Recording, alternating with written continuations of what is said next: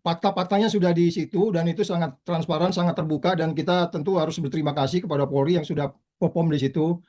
Tapi kita juga nanti berterima kasih juga kepada kejaksaan yang kemudian kalau ada polisi yang nakal juga mereka melakukan yang sama gitu ya.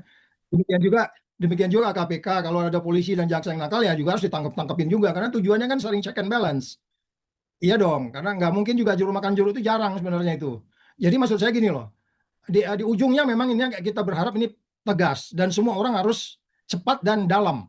Kalau cepat aja tapi nggak dalam salah. Ini cepat dan dalam kalau saya bilang. Jadi dalam itu semua dia harus dibawa. Nggak mungkin juga ini PB sendirian nih. Banyak nih.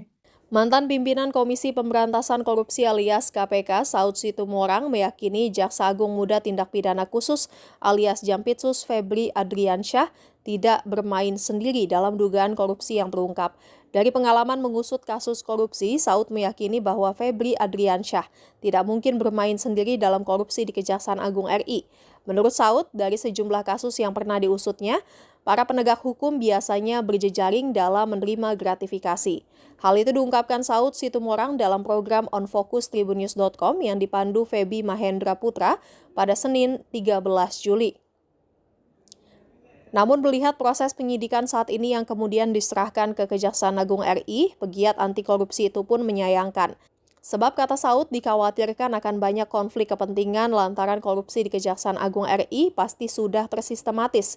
Menurut Saud, apabila pengusutan hanya berhenti di Febri Adriansyah, maka jangan salahkan publik yang kemudian tidak percaya dengan hasil penyidikan yang kini telah dipegang oleh Kejaksaan Agung RI.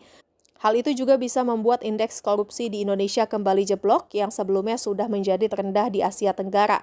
Maka Saud pun mendesak Presiden RI Prabowo Subianto untuk mengerahkan KPK mengambil alih kasus korupsi di Kejaksaan Agung RI.